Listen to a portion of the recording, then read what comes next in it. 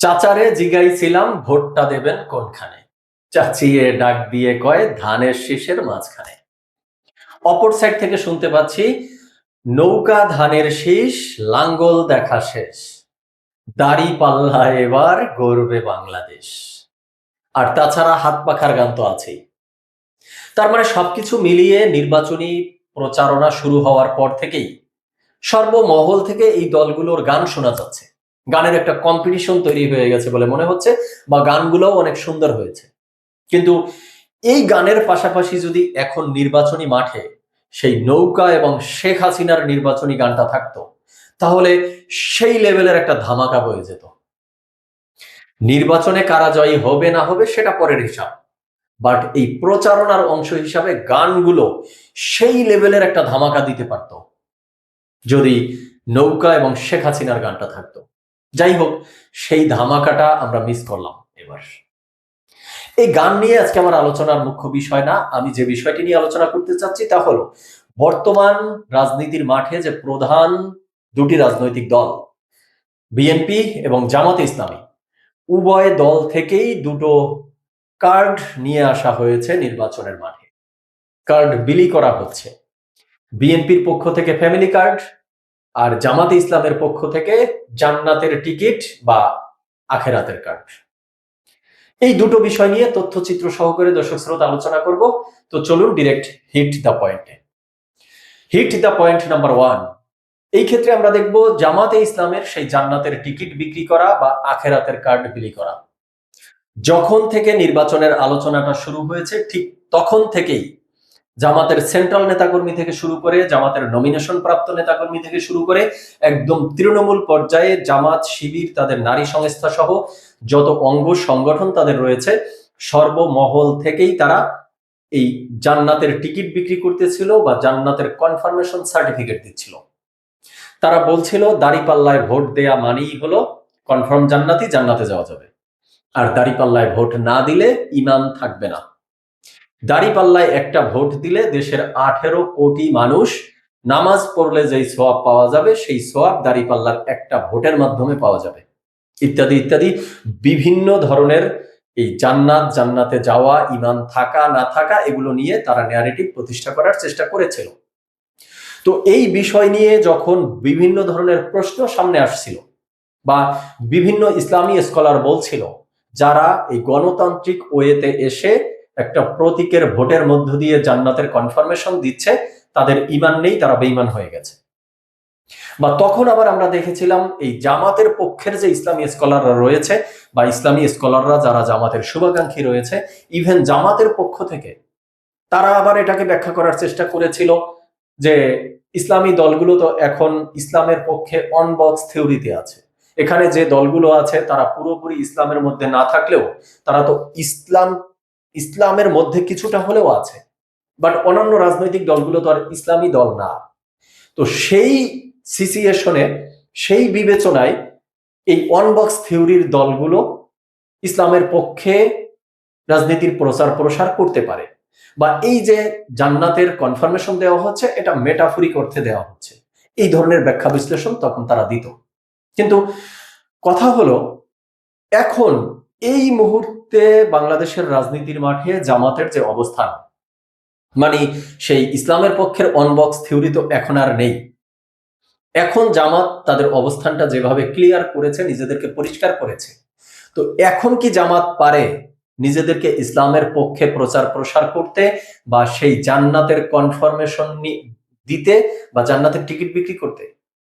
But আমরা দেখলাম এই ওয়ান বক্স থিওরি থেকে বের হয়ে আসার পরেও, জামাতে ইসলাম তাদের অবস্থান পরিষ্কার করার পরেও জামাতের পক্ষ থেকে বলা হচ্ছে দাড়িপাল্লায় ভোট না দিলে কাল হাসরের ময়দানে, কেয়ামতের ময়দানে বা কবরে গিয়ে আল্লাহর কাছে কি জবাব দেবেন।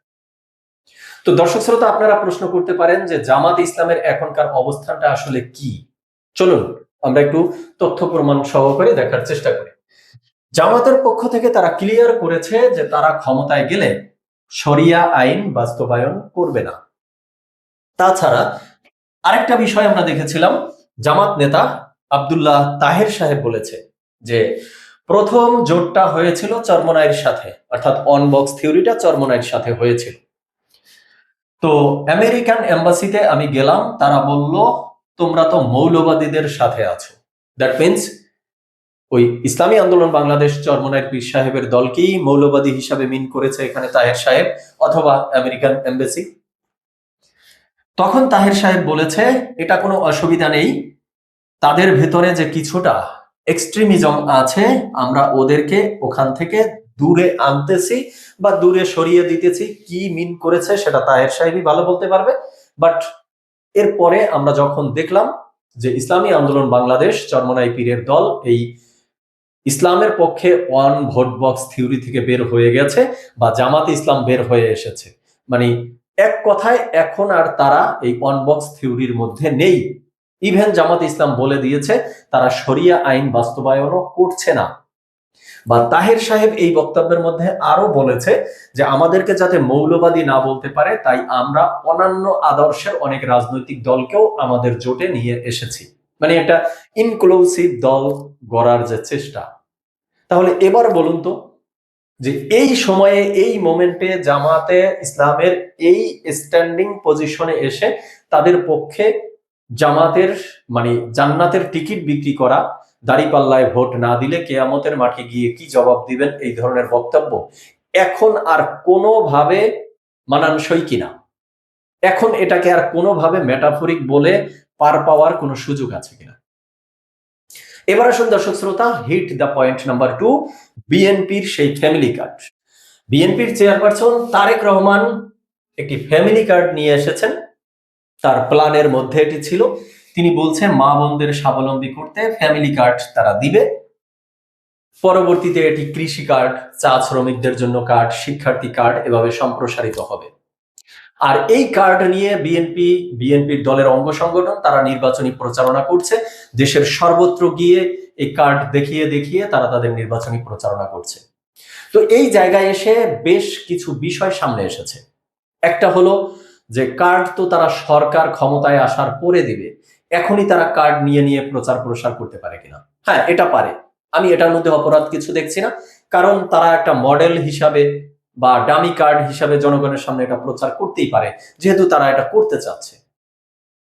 দ্বিতীয়ত, অনেকে বলছে যে এটার অর্থায়নটা কোথা থেকে হবে, ফান্ডিংটা কোথা থেকে হবে।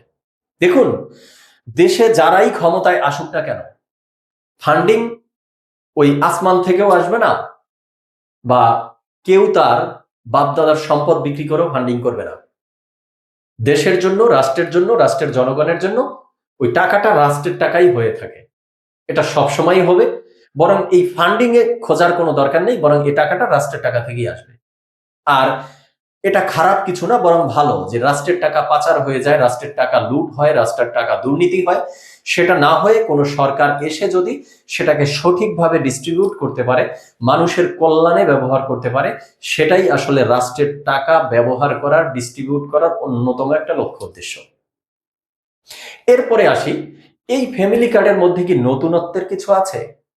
না, নতুনত্বের তেমন কিছু নেই, কারণ ফ্যামিলি কার্ড নামে বাংলাদেশে আগে থেকেই প্রচলিত ছিল, যেটা টিসিবির কার্ড ছিল। পরবর্তীতে সেটা স্মার্ট ফ্যামিলি কার্ডে রূপান্তরিত হয়। তো এই ফ্যামিলি কার্ড দেয়া হতো নিম্ন আয়ের যারা মানুষ রয়েছে তাদেরকে বিভিন্ন ধরনের খাদ্যদ্রব্য, চাল, ডাল, আটা, তেল, ময়দা এগুলো দেয়া হতো। তো সেই ফ্যামিলি কার্ড এদেশের মানুষ আগে থেকেই পরিচিত। তারেক রহমানও বলছে 2 থেকে 2,500 টাকা বা সেই পরিমাণ খাদ্যদ্রব্য দিয়ে দিবে। তো পার্থক্যটা কি রইল? নতুনত্বের তো এর মধ্যে কিছু দেখছি না। হ্যাঁ, একদম চুলচেরা বিশ্লেষণ করলে নতুনত্ব এতটুকুই হতে পারে যে টিসিবির ক্ষেত্রে একটা নির্দিষ্ট শ্রেণীর মানুষ ধরে নিম্ন আয়ের মানুষদেরকে দেয়া হয়, বা এই ধরনের আরো অনেক ভাতার ব্যবস্থা রাষ্ট্র থেকে আগে থেকেই ছিল প্রচলিত, যেমন বয়স্ক ভাতা বয়স্কদেরকে দেয়া হয় একটা এজ লিমিটের মধ্যে, বিধবা ভাতা বিধবাদেরকে দেয়া হয় একটা কন্ডিশনের মধ্যে। তো সেক্ষেত্রে তারেক রহমান নতুনত্ব নিয়ে এসেছে কি, যে শুধু নারীদেরকে বা সংসারে যারা মা, গৃহিণী, তাদেরকে লক্ষ্য করে একদম নিম্ন শ্রেণী থেকে বা মিডল ক্লাস যারা রয়েছে বা উচ্চ ক্লাসে যারা রয়েছে সবাইকেই তিনি দিবেন। এছাড়া এর মধ্যে আসলে নতুনত্বের কিছুই নেই। এবার আসি যে তারেক রহমানের এই যে কার্ড পলিসি, এর দ্বারা কি আমাদের দেশ বা আমাদের রাষ্ট্র বা আমাদের নারীরা খুব বেশি স্বাবলম্বী হবে বা এটা খুব বেশি ইফেক্টিভ হবে?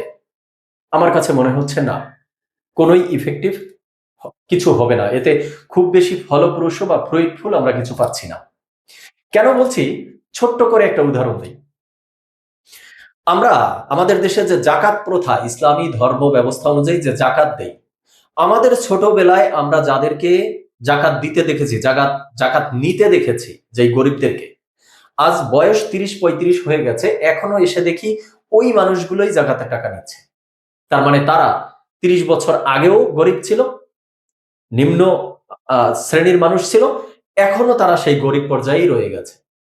কারণ কি?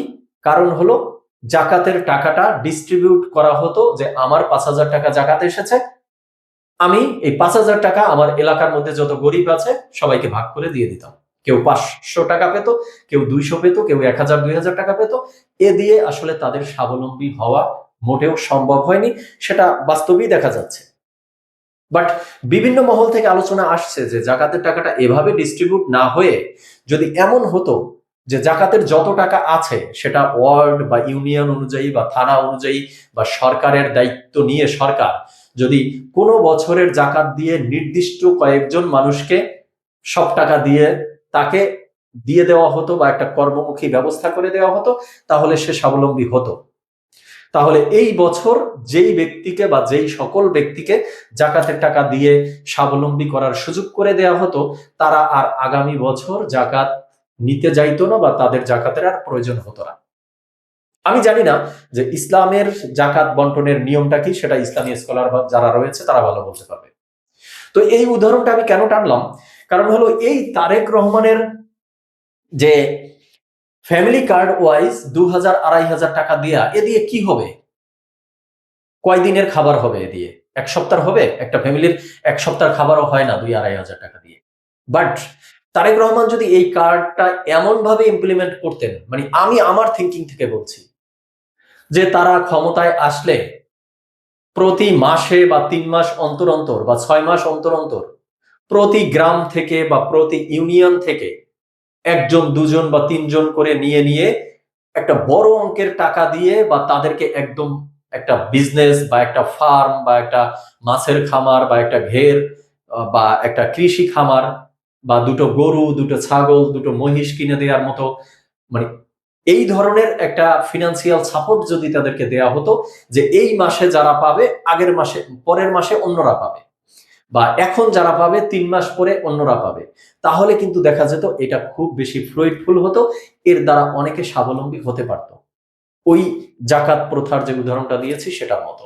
বাট এই জন্য আমি বলছি যে তারেক রহমানের এই ফ্যামিলি কার্ডের মধ্যে যেমন নতুনত্বের কিছু নেই, তেমনি এর দ্বারা খুব বেশি ফ্রুইটফুল কিছু হবে বলেও আমার মনে হয় না। তো দর্শক শ্রোতা, এখন সর্বশেষে কনক্লুশনে এসে যেটা বলবো, যে একদিকে আখেরাতের কার্ড আছে, জান্নাতের টিকিট, অপরদিকে ফ্যামিলি কার্ড আছে, দুই কার্ডেরই প্রচার প্রসার চলছে, নির্বাচনী মাঠে ঘরে ঘরে দাঁড়ে দাঁড়ে গিয়ে প্রচার চালানো হচ্ছে। এখন আপনারা কাকে ভোট দিবেন, কোন কার্ড গ্রহণ করবেন, সেটা এখন তো আপনাদের ব্যক্তিগত ব্যাপার। সবাই ভালো থাকবেন, সুস্থ থাকবেন, আপনাদের মতামত কমেন্টে জানাবেন। ধন্যবাদ সবাইকে।